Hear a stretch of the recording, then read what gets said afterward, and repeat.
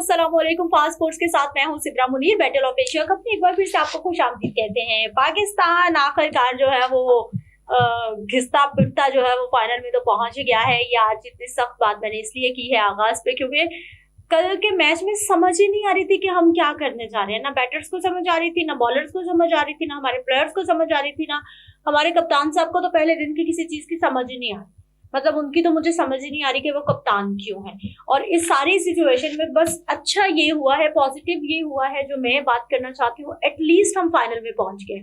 At least Asia की जो best teams है वो पाकिस्तान और भारत ही कहलाएगी। पाकिस्तान कम से कम ये तो होगा कि विक्ट्री स्ट्रैंड पे आ गया है।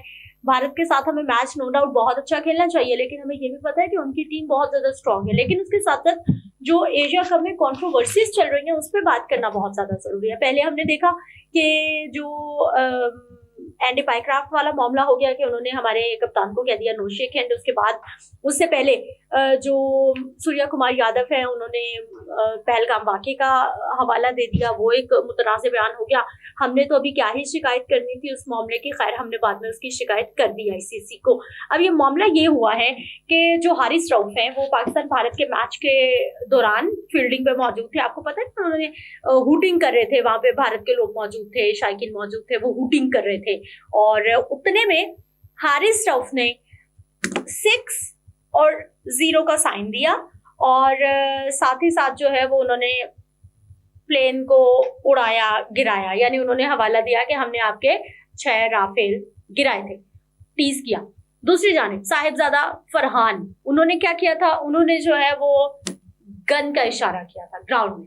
इन दोनों के खिलाफ भारत ने आईसीसी को शिकायत की है और आईसीसी के जो रेफरी हैं रिची रिचर्डसन, उनकी जानिब से समाअत की गई इस मामले पर। और अब देखते हैं, सुनने में ये आ रहा है, खबरें ये मौसूल हो रही हैं कि हारिस रऊफ को जुर्माना हो सकता है और साहिबजादा फरहान बैन भी हो सकते हैं आने वाले मैच के लिए। लेकिन ये अभी कंफर्म नहीं है, ये अभी जराए हमें बता रहे हैं। जिस वक्त मैं ये प्रोग्राम कर रही हूँ, रिकॉर्डिंग कर रही हूँ, ये उस वक्त की बात है। इमरान सोहेल हमारे साथ मौजूद हैं, कल के मैच की भी बात करेंगे, लेकिन उससे पहले इस कंट्रोवर्सी की बात कर लेते हैं। इमरान सोहेल हमारे साथ मौजूद है। इमरान, पहले तो मेरा ख्याल है कि कंट्रोवर्सी पे ही बात कर ली जाए। हमारे 2 प्लेयर्स जो हैं वो इस वक्त उनका मामला जेरे समाअत है और सुनने में आ रहा है कि एक को जुर्माना हो सकता है, एक पे बैन लग सकता है। कितना असर होगा और ये मामला आपको किधर जाता दिखाई दे रहा है? बहुत शुक्रिया सिद्रा। देखिए, पाकिस्तान कहते हैं ना, जितना आपने अपने इंटरव्यू बताया कि पहुंच तो गया है फाइनल के अंदर, लेकिन वो स्टोरी दूदात हम बाद में सुनाते हैं क्या। लेकिन पहले कंट्रोवर्शियल चीजों के ऊपर आ जाते हैं। बिल्कुल रिची रिचर्डसन ने, जो मैच रेफरी हैं, जिन्होंने अबू धाबी के अंदर जो मैचेस हैं उनको सुपरवाइज किया, उनके सामने समाअत हुई क्योंकि एंडी पाइक्राफ्ट असल में उस मैच के अंदर थे और उन्हें समाअत करनी चाहिए थी क्योंकि वो भी कंट्रोवर्शियल है, वो मुतनाज़े हो चुके हैं पहले, इसलिए ये समाअत रिची रिचर्डसन के सामने हुई। अब उनसे सवाल ये किए गए क्योंकि पाकिस्तान ने भी तो सूर्या कुमार यादव के हवाले से एक कंप्लेन लॉन्च की हुई थी कि इन्होंने प्रेस कॉन्फ्रेंस के अंदर जो है वो सियासी गुफ्तगू की है, तो लिहाजा इनसे पूछा जाए कि खेल के अंदर क्यों सियासी गुफ्तगू की गई है। फिर उसके बाद जब पूछा गया इनको, ये जब जो आपने बताया कि एक तो इशारे दोनों ही, एक तो जहाज वाला और दूसरा जो है वो 601 एक 601 और एक गन वाला इशारा जो किया था साहिबजादा फरहान, उसके ऊपर खास तौर पर फिर ये कंप्लेन की थी इंडियन क्रिकेट मैनेजर ने। उन्होंने ये कंप्लेन की और उनकी कंप्लेन के ऊपर फिर ये समाअत हुई। समाअत दोनों ही हुई है, ये सूर्या कुमार यादव वाली भी समाअत हुई है और ये भी समाअत हुई है। इसमें हमारे दोनों जो प्लेयर हैं उनमें से एक प्लेयर ने तो इसके ऊपर साफ इनकार कर दिया कि वो इन इल्जामात को नहीं मानते, और वो थे साहिबजादा फरहान। उन्होंने कहा कि ये मैं तो इन इल्जामात को मानता ही नहीं क्योंकि हमारे तो होता रहता है, हम तो पठान है, हमारे यहाँ तो सेलिब्रेशन ऐसे ही होती है, होते ही गन कल्चर है, मतलब हम साथ लेके चलते हैं, सोते हैं, लेटते हैं, उठते, बच्चे को बचपन में पकड़ा देते हैं, तो ये पठान लोग कहते हैं, तो ये रवायत है उनकी।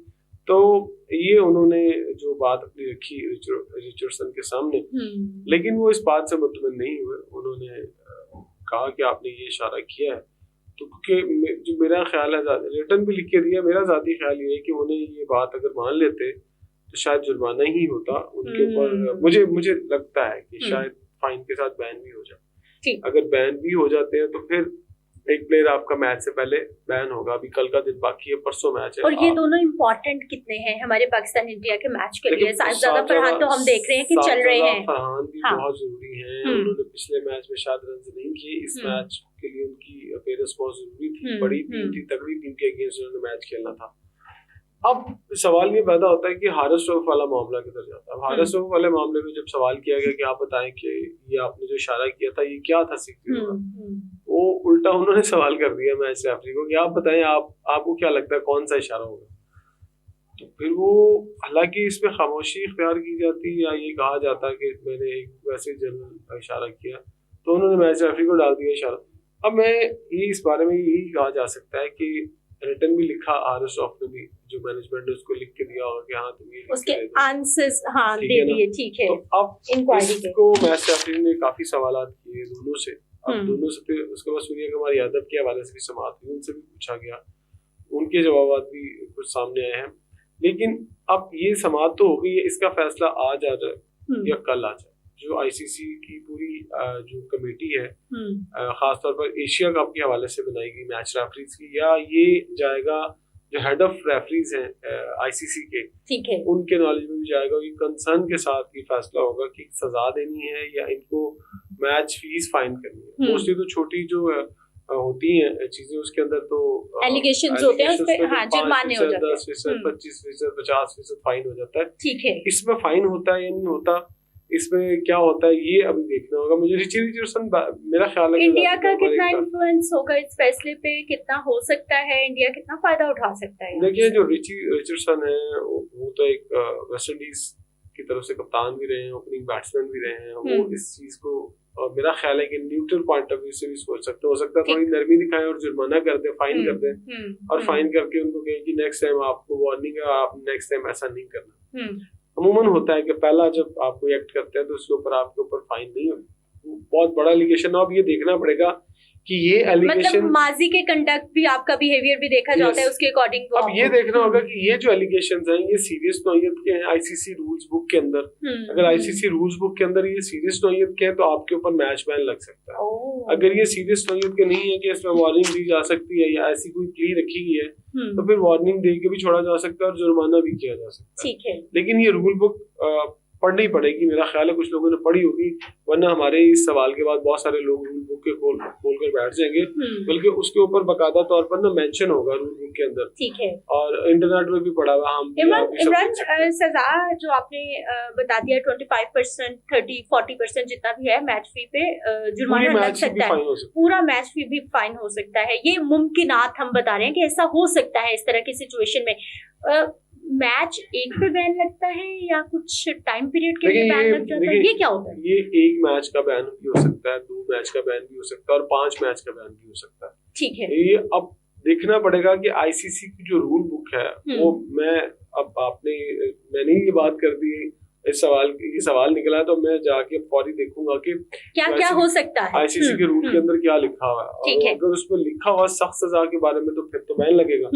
और अगर फर्ज करें सूर्य कुमार यादव के ऊपर भी बैन लग जाता है, एक मैच का बैन उन पर लगता है और एक का इन्हीं पे लगता है, तो दोनों ही फाइनल नहीं खेलेंगे। अगर सूर्य कुमार यादव के ऊपर एक मैच का बैन लगता है, नोटेडली जरा मेरी ये बड़ी टेक्निकल बात बताने लगा, क्योंकि मामला तकरीबन मिलता जुलता ही है। मैं बताता हूँ ना टेक्निकल बात क्या है। आप अभी मुझसे कुछ लोग सवाल कर रहे थे, मैंने कहा फर्ज करें थोड़ी देर बाद फैसला आ जाता है, ठीक है, कि सूर्य कुमार यादव को एक मैच के लिए बैन कर दिया गया, हारिस रऊफ को भी एक मैच के लिए बैन कर दिया गया और साबजादा फरहान को भी बैन कर दिया गया। अब सूर्य कुमार यादव का तो एक मैच पड़ा हुआ है श्रीलंका के अगेंस्ट, वो नहीं खेलेगा ना, तो उससे तो उनको फर्क नहीं पड़ेगा, उस मैच का तो बैन उनको लगेगा और उस मैच में वो नहीं खेलेंगे क्योंकि वो मैच इंपॉर्टेंट नहीं है। इंडिया और श्रीलंका का आज वाला मैच आज उसकी वैल्यू नहीं है क्योंकि इंडिया अब श्रीलंका बाहर हो गया और अगले मैच में वो फिर अगले मैच में वो इन हो जाएगा। ये अगर कोई बंदा इस बात पे अगर बात करे और कुछ लोगों को अभी तक बात नहीं की इसके ऊपर, तो हो सकता है कि डिसीजन कल आए, नहीं ये डिसीजन आज ही आएगा। मैं अच्छा एक मिनट और, एक और चीज हो सकता है सूर्य कुमार यादव का बैन आज अनाउंस हो जाए और पाकिस्तानी प्लेयरों का कल हो जाए।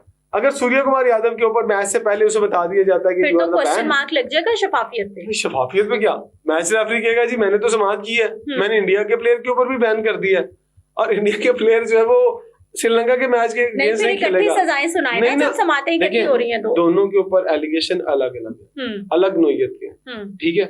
एक की समाअत पहले एक दिन हो गई, दूसरा अच्छा ये समाअत भी आपको एक और चीज बताऊं, कंप्लेन पे हुई है, ठीक। पहली समाअत हमने कंप्लेन की तो उसके ऊपर कंप्लेन लॉन्च हुई। अच्छा अब अगली समाअत जो है वो हमारी कंप्लेन लेट हुई लॉन्च, ये जो सॉरी हमने की ना पहले, अब दूसरी कंप्लेन लॉन्च की भारत ने। अब ये भी टेक्निकली सवाल है ना कि भारत ने कंप्लेन लॉन्च की 2 दिन बाद, अब उसकी समाअत 2 दिन बाद है, तो इसका फैसला भी उसी तरह ही आएगा। एक ने पहले की, हमने पहले की, हमारा फैसला आज आ गया, उन्होंने जो समाअत की उनका फैसला जो है वो कल आएगा। अब उसकी समाअत कल पर हमारे अगेंस्ट फैसला आ गया, तो फिर हमारे 2 प्लेयर बैन, उनका 1 प्लेयर बैन, वो आज के मैच में नहीं खेलेगा, उसकी सजा खत्म हो जाएगी, परसों वाला वो मैच खेल लेगा। तो ये बड़ी टेक्निकल और बड़ी गहरी बात है, लोगों को समझ में आ जानी चाहिए कि मैं किस पैराहे में बात कर रहा हूँ। चलें डिसीजन आने दे, फिर देखते हैं कि हम किस पैराहे में बात करते हैं। मजीद कल के मैच की क्या डिटेल्स रही है, कैसे हम जीते हैं, आने वाले हमारे फाइनल की क्या स्ट्रेटेजी होने वाली है, बात करते हैं एक शॉर्ट ब्रेक के बाद।